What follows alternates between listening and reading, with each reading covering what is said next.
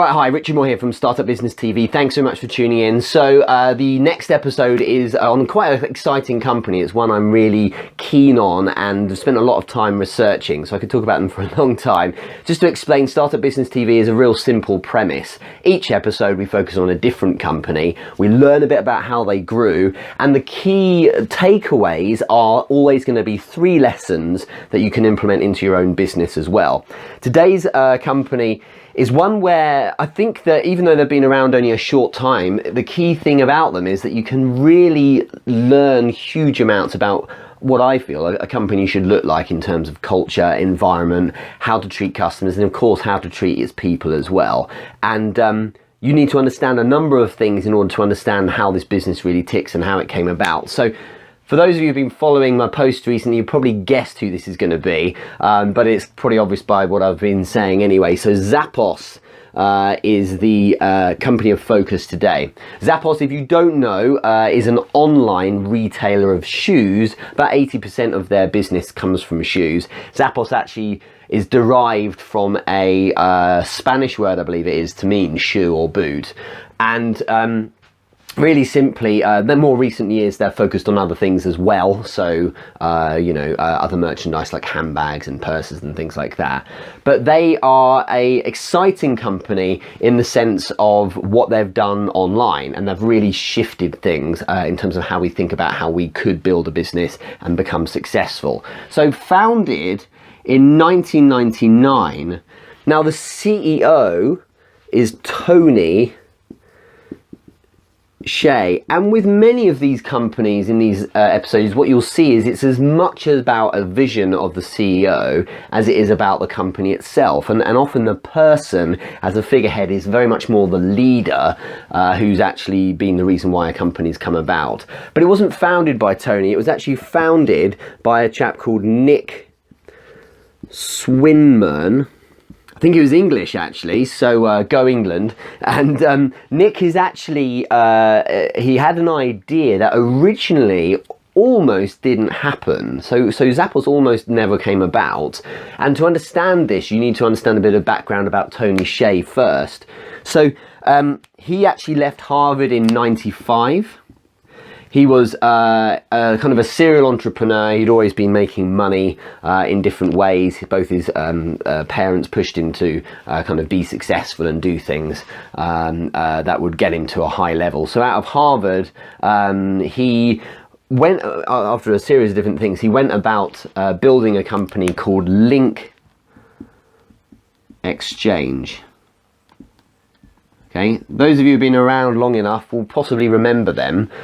Link Exchange, the simple idea was because so many people were starting to get online, it was about putting banners on different websites, and advertisers could kind of buy into it, and the more views they got on their own site, the more credits they had for having their banners advertised elsewhere. It was a very simple but tremendously effective and scalable idea. And in 1999, it was sold, because originally they were offered $1 million, I think it was, which blew their minds. Then they were offered higher amounts and higher amounts, and they were being courted by Yahoo and lots of other companies. But Microsoft bought them in 1999 for $265 million. So Tony Hsieh pocketed obviously a large amount of that as well. What's interesting that Tony Hsieh is a biography or kind of book he's written about Zappos called Delivering Happiness, which I strongly advise you to read. And what's clear is that his focus has always been on doing things that make him happy, and that's a really important thing to bear in mind when you're building any business. And part of the deal here was that he and a lot of the other top people stay for 12 months, and obviously, I think it was going to be if he stayed for 12 months, when all of his when the deal vested, he would have got about $40 million from them. If he left earlier, he would have got about 32 million. And in fact, what he found was that he was going to the office less and less. He simply had to just be there, and he wasn't happy. And he was thinking, I should be doing something with myself to make myself happy and building something, because that's when I've been at my most happy, rather than hanging on in order to just make some money. So actually he left early in that 12 months. So he lost a lot of money, 8 million quid that works out to be by my maths. And but he did it because he wanted to do something bigger, which isn't just focus on generating money for himself, it's about building something that, you know, he really enjoyed. Tony Hsieh was into things, you know, he started looking at different things. He looked at poker, he looked at organising parties, he was involved a lot in the rave scene. He wanted to see if he could build parties and things like that, being a fun way to kind of get people to connect together. And he enjoyed the idea, even in playing poker kind of semi-professionally, if you like, that he could meet new people and network, and he was often in Vegas and things like that. But all the while he found that this ended up getting a bit stale. He still wanted to build something. And it's interesting that at the back end of 1999, Nick Swinmurn approached him with this idea of Zappos. Now, just before that, also in 1999, because the guy doesn't hang around, he was doing lots of different things, he set up a fund called Venture Frogs. It's a weird name. There's a long story behind it, which is that his friends, I think one of his friends bet him that he wouldn't dare to call his his company Venture Frogs, so he just did it. But basically I think they had a fund of something like 27 million. And the idea is they were going to invest in lots of different companies, and they were going to have a big kind of area for them and incubate them in this big loft conversion or something like that. And what happened was that Nick Swinmurn left a voicemail for Tony Hsieh, and originally he deleted it because he didn't think it would be any interest. But then Nick approached him with two really important figures regarding Zappos. What he said was that shoes are a $40 billion market. And he said the mail order, so this is paper catalogues, back in 1999. The paper catalogues portion of this equals 5%. So 5% of that, okay, so 2 billion, is the amount of money being made by mail order catalogues. Now, if you look at Tony Hsieh's world around link exchange and his strong belief in where the internet was going, what he was thinking to himself was, surely the internet can only swell more and more, it can only grow more and more, and therefore mail order catalogues, you know, they will phase to it being more based online. So with that in mind, he thought to himself that that's a huge opportunity. You know, much like Jeff Bezos 3 years before, he'd seen how the internet was growing at a rate, I think it was 2,300% every single month in terms of users, and that's an opportunity too big to pass up. So with that in mind, he took them on. Now, he wasn't originally that involved. Venture Frogs was kind of, he basically said, you know, come in, let's incubate you, and we can just be a company we're focused on. But to start with, it wasn't really going so well. And I think in 1999, Zappos had generated something like 1.6, not billion yet, $1.6 million in sales. The problem they had was that there's this disconnect, of course, as you probably know, between trying on shoes and that experience, which you have physically in a shoe shop, and of course doing it online. And originally he was very skeptical. Tony Hsieh didn't really believe that this kind of idea would work, and it was these numbers that made him believe in it. And of course the story goes, as you possibly know if you've worked with Zappos, that with free shipping and free returns, people can buy the shoes, and if they like them, they like them. If not, they can send them back, and then that's that. And it's only when things started not really working out for them that Tony Hsieh realised he was starting to use all of his money, his personal money, to keep Zappos moving, basically, to keep funding it, to keep it alive. So he had a skeleton crew. He had to invite people to take pay cuts if they believed in the company. But he basically got to a point where, rather than doing what they wanted these venture capital firm to do, which was to have a number of companies invested in, he was focusing pretty much only on Zappos. Now, he got to a point where it was a case of, we're going to be out of business here unless we do something different.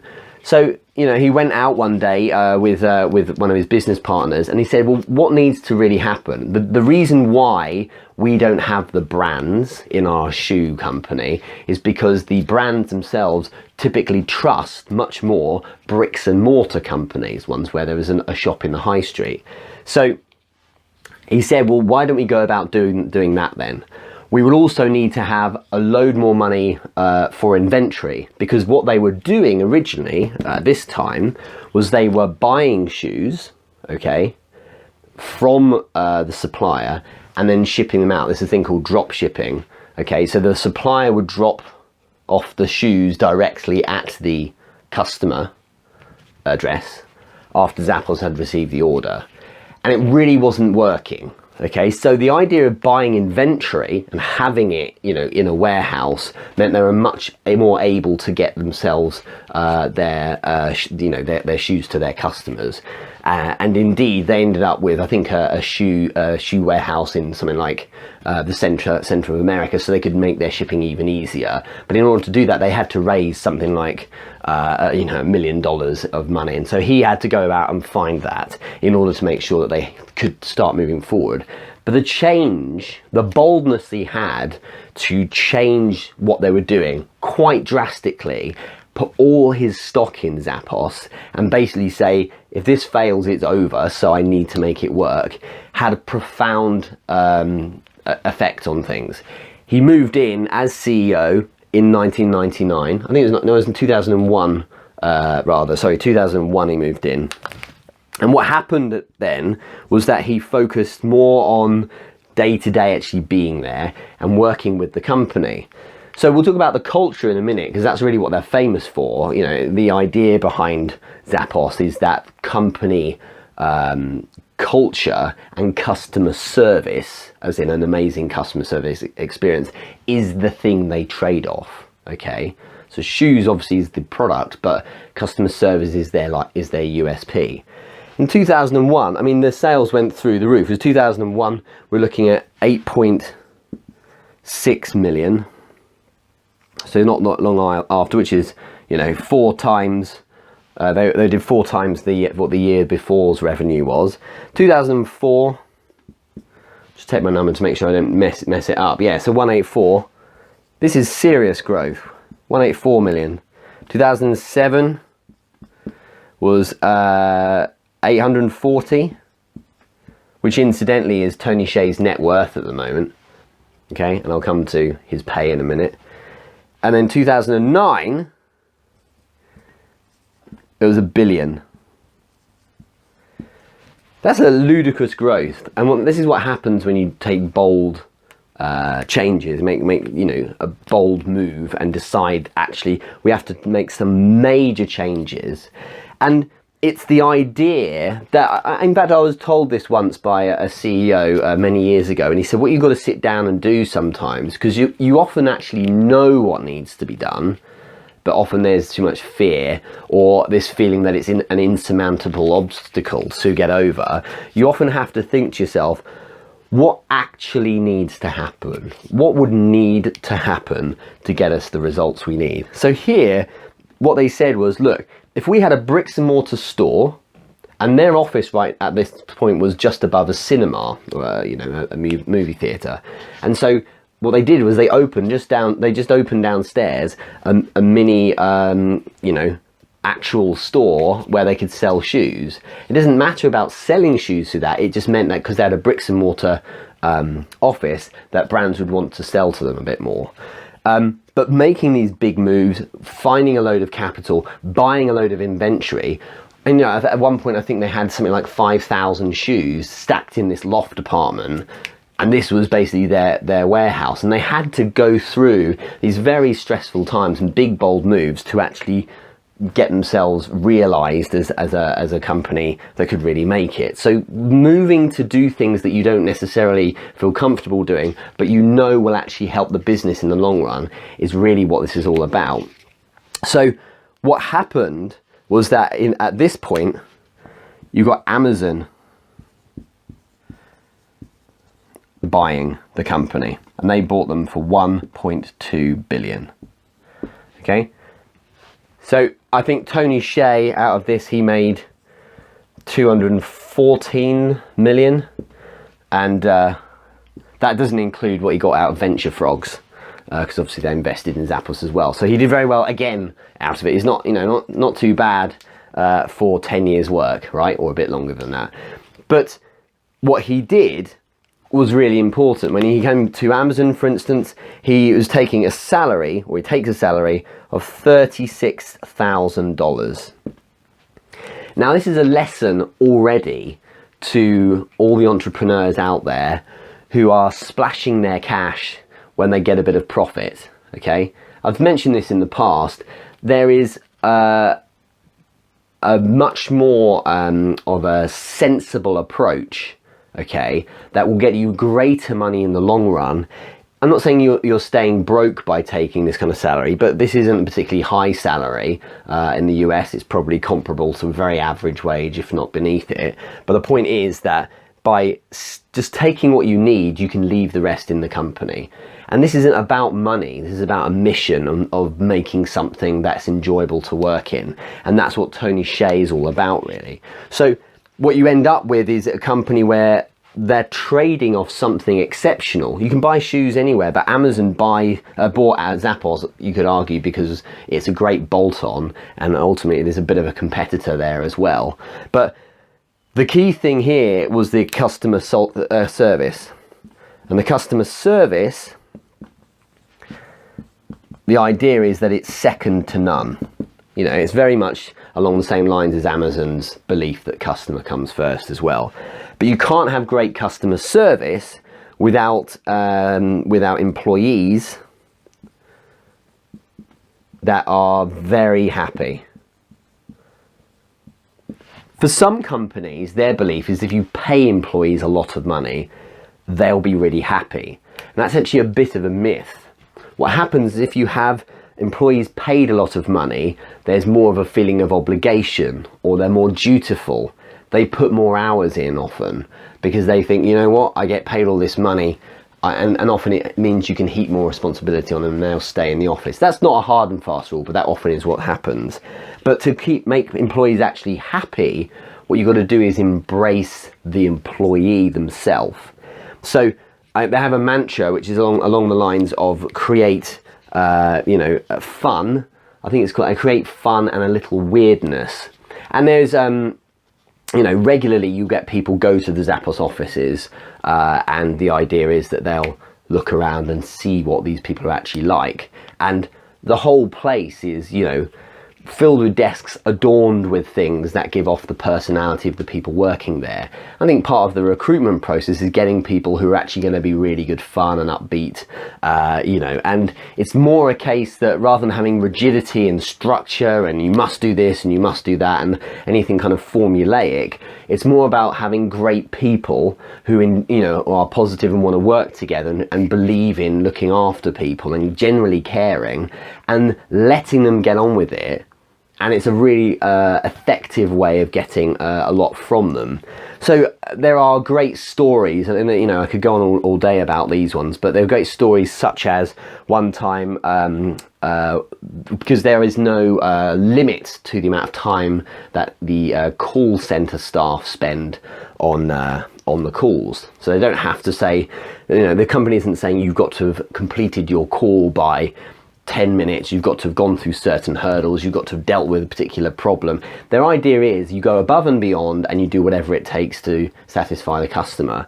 The record is 10.5 hours for a customer call, and famously they didn't outsource when probably 10 years or so ago, when it started becoming very popular to outsource certain business processes such as call centers to places like India famously. The idea was that Tony Hsieh, I want to keep our main thing here in in our main office, because we're trading off the fact that we have great customer service. So outsourcing it to a third party, our best asset, is not necessarily the best way of doing things.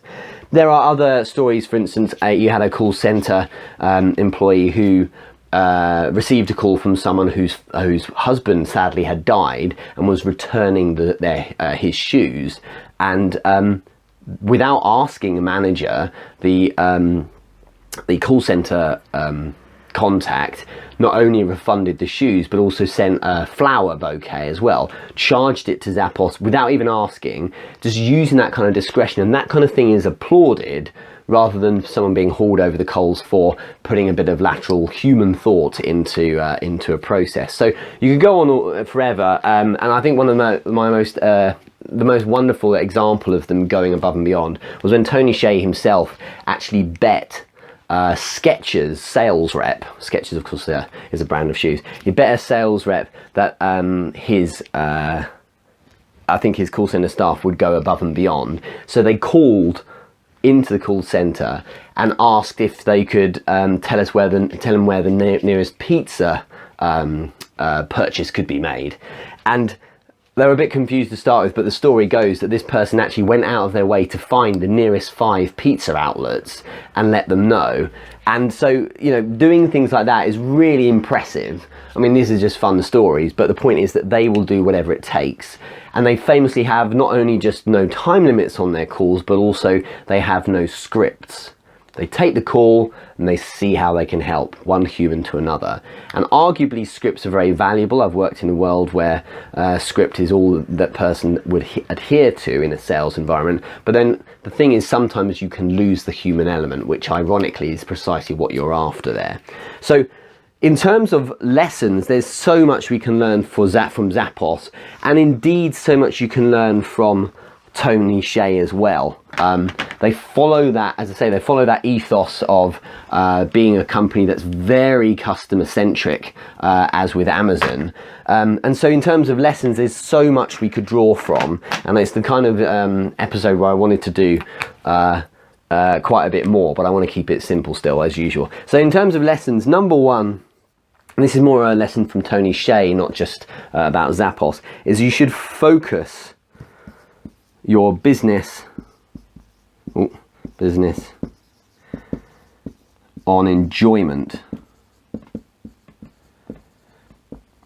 Okay, so when he was playing poker, he was, the guy's very intelligent. He went to Harvard. He's good at maths and things like that. He was finding out systems that helped, he was working out probabilities with poker and things like that. And he found that stimulating.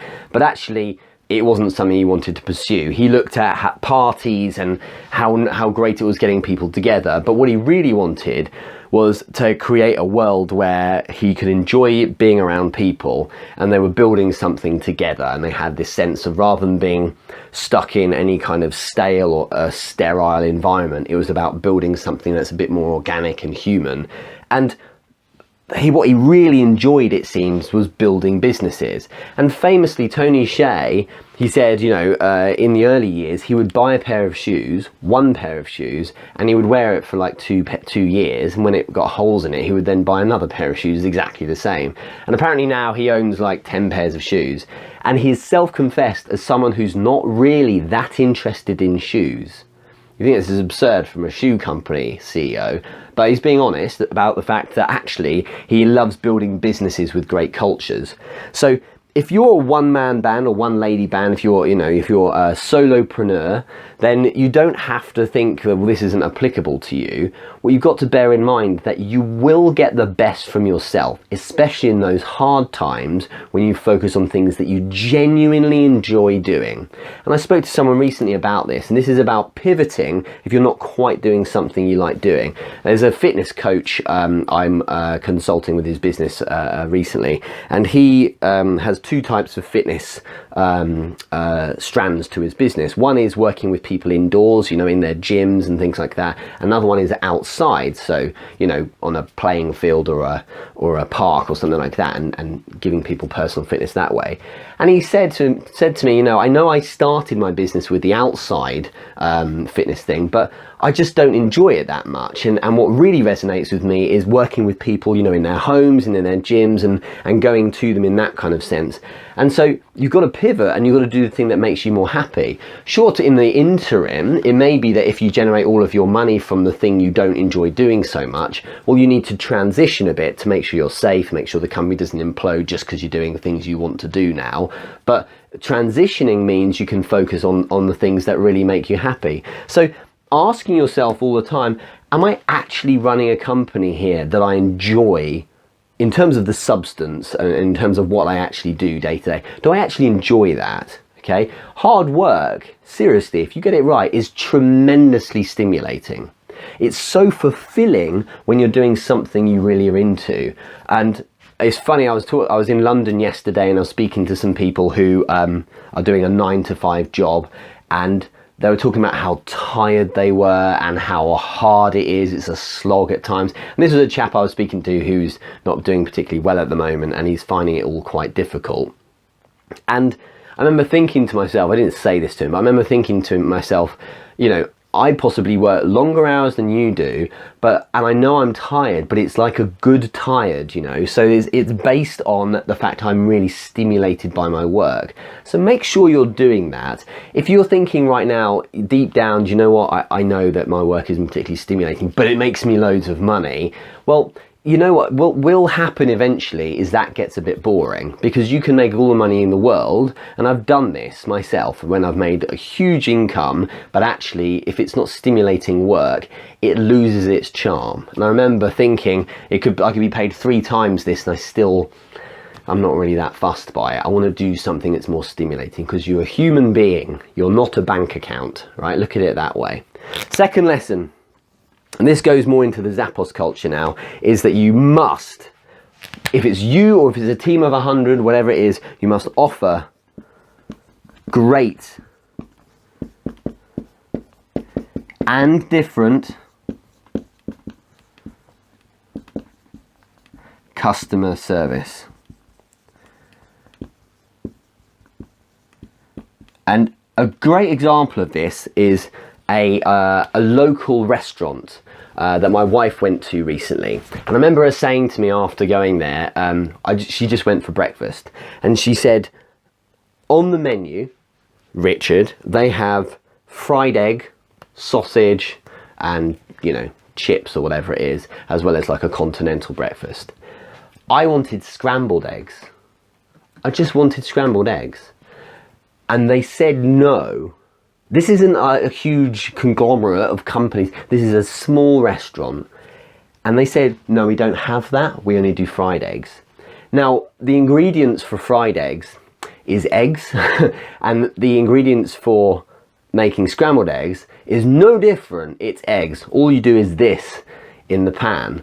The point here is being rigid and offering yourself or your team zero discretion or room for maneuver on what you offer is a very dangerous thing to do, because what you're saying is, no, we can't do that, no, we can't do that all the time. There is a limit, of course, ultimately to how flexible you should be, but it's important to recognize that it's not just about that one sale, because what's happened is my wife came away from that place. Sure, she still bought the food. Sure, she had whatever breakfast they had. I think she had something different in the end.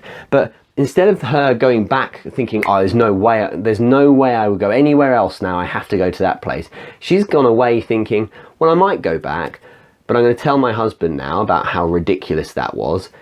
And now he's telling other people, and now I'm sharing it, and look, all the people watching this as well. And so what it does is perpetuate some negativity in your company. So if someone, for instance, and I've done this before as well, and something I've learned from some people who've been really successful, is if your price of your product is $100 and you've got someone who's been really bought into you, really wants to buy your product, and he literally only has 50, if you can afford it, sometimes it's better to just say, do you know what, let's go with 50 then, because then you get a chance to buy the product. And the most important thing is you're getting the customer.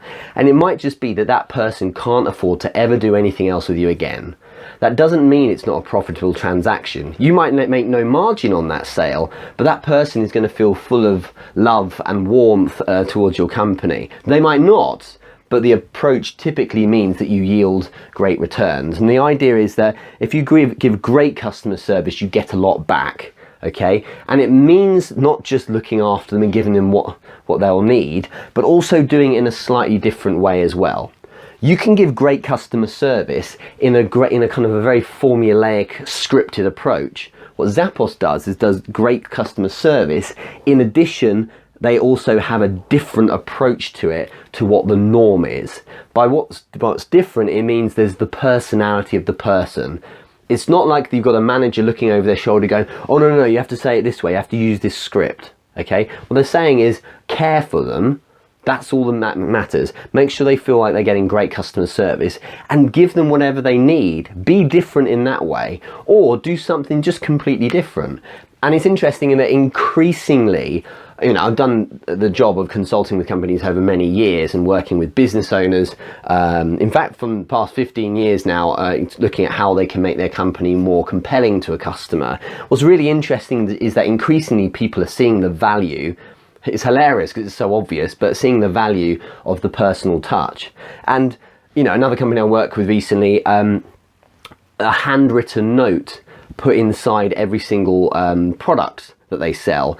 Little things like that, it's just something different. It's not a world changing kind of thing, but it's different to what you get in any other shop. So think about that. You've got to look after them. Don't be the kind of person that's like, well, I've got to focus on selling the product, and I'll tolerate a rejection or a customer complaint or someone calling up with questions. No, embrace it as an opportunity to grow a relationship with the customer, because you never know who they're going to pass the information on to. You see what I mean? Okay.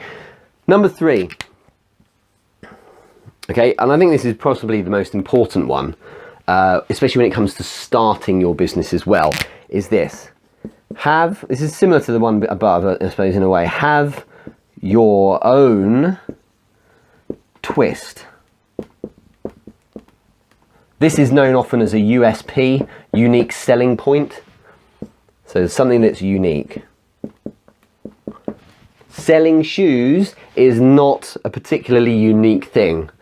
Selling shoes online isn't necessarily the most unique thing either. There are other companies that do something similar. And in fact, Zappos then acquired a company, I can't remember the name of it, for, I think it was 1.5 million or so a bit later on, that sell shoes as well to kind of help leverage them with another market. But what they do is different in that they have their own twist.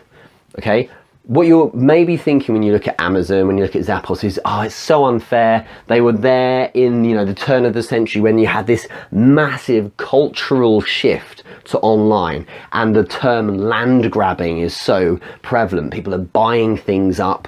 They were buying and acquiring companies. They're taking huge shares and becoming, the new company that does X online, and they're becoming the first people doing things. These pioneers had all this opportunity, and I have none, because now billions of people are using the internet.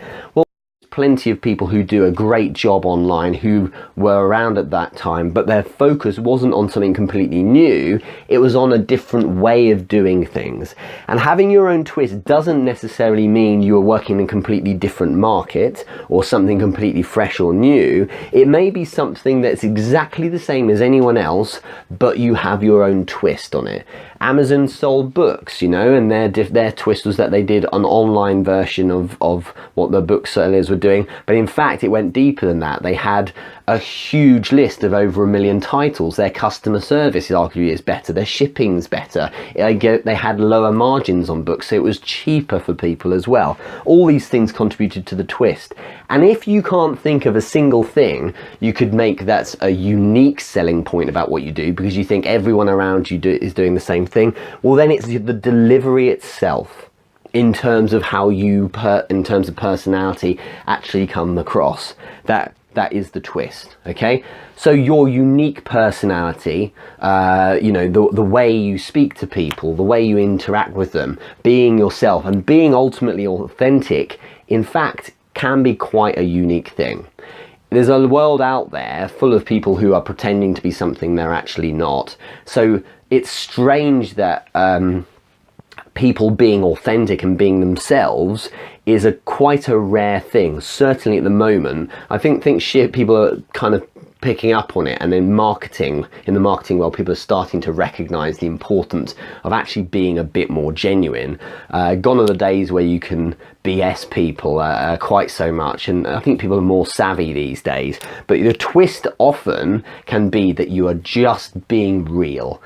So think about that. If you have your own twist on what you do, then it means you can do something in a very on a very well-trodden path in terms of an industry that's, you know, very well established and very mature. It's just that you're adding your own thing to it. Okay, so Zappos, I strongly suggest you read the book Delivering on Happiness. It's a really good take on what Tony Hsieh went through to begin with. And it's a really interesting way of looking at how they build their culture. Very flat business in terms of management style. Tony Hsieh, on his $36,000 a year, sits amongst the staff, is very kind of low key, and he lets people just do their thing. But to now be turning over $1 billion, it just goes to show that this kind of slightly crazy, you know, unorthodox approach can also work just as well, and if not better than many other companies as well. Okay, so there's a lot more to it than that, but I think these three are some really good takeaways.